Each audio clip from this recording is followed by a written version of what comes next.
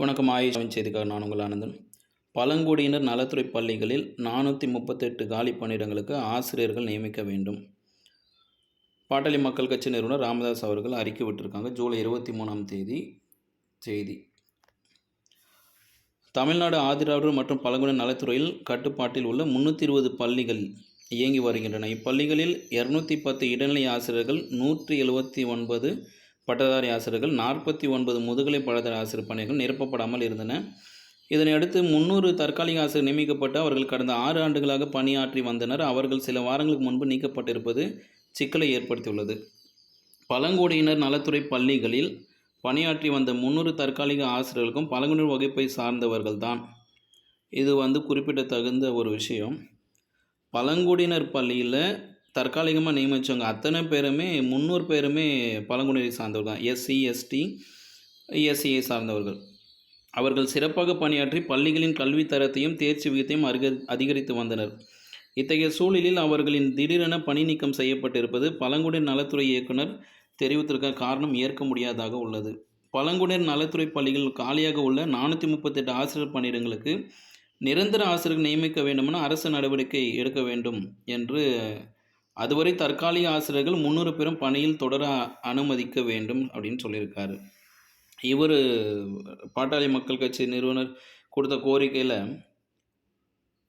நிரந்தர ஆசிரியர்களை நியமிக்கும் வரை 300 பேருக்கு தொடர அனுமதி கேட்டிருக்காரு. ஓகே, நல்லது தான். தற்காலிக ஆசிரியர்களுக்கு ஒரு சம்பளம் கிடைக்கும், அவங்களுடைய குடும்பம் வாழ்வாதாரம் இதெல்லாம் ஓரளவு பாதுகாக்கப்படும். இப்போ நிரந்தர ஆசிரியர்கள் அப்படின்னும் பொழுது இந்த செய்தியில் 2 விஷயத்தை குறிப்பிட்டு சொல்லலாம்.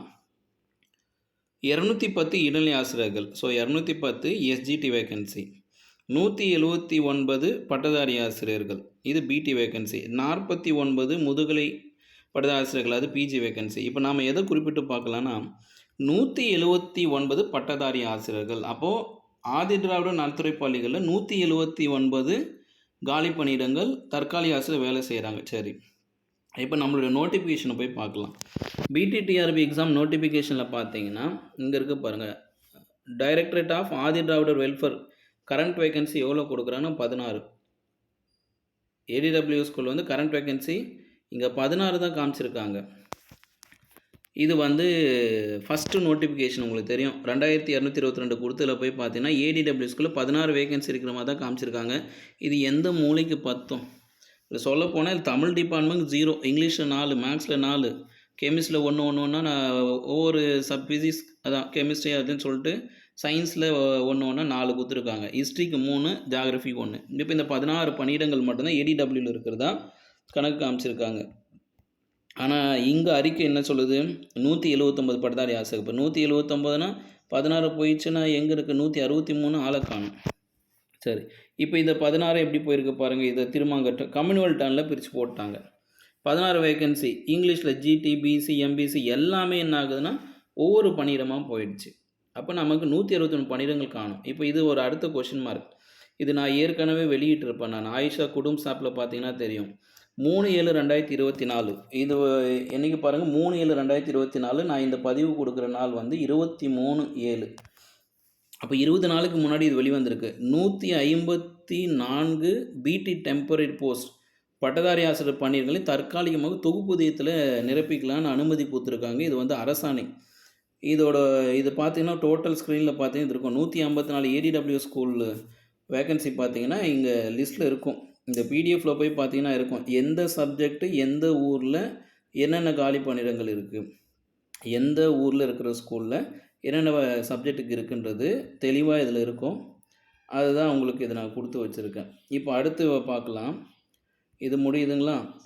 நமக்கு 16 வேக்கன்சி தான் பிடிடிஆர்பி நோட்டிஃபிகேஷனில் ஆடெண்டம் 1, ஆடெண்டம் 2 இதெல்லாம் பார்க்கும்போது ஃபஸ்ட்டு வந்ததில் மட்டும்தான் 16 வேக்கன்சி ஏடிடபிள்யூ காமிக்கிறாங்க.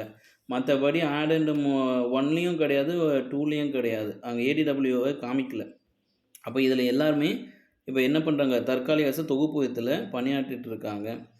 அப்போது இந்த மாதிரி காலி பணியிடங்களை நிரப்புவதற்கு சரியான நடவடிக்கை எடுக்காதது மாதிரி தான் இருக்குது. காலி பணியிடங்கள் தெளிவாக இருக்குது. இப்போ இந்த காலி பணியிடம் தற்காலிக நியமனத்தில் என்ன பயன் இருக்குதுன்னு தெரியல.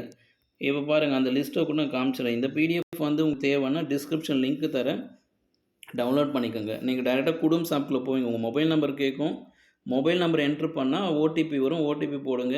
அப்புறம் உங்கள் டிபி செட் பண்ணுங்க. ஃபர்ஸ்ட் நேமில உங்கள் பேர் கொடுங்க. லாஸ்ட் நேமில உங்கள் குவாலிஃபிகேஷன் கொடுங்க.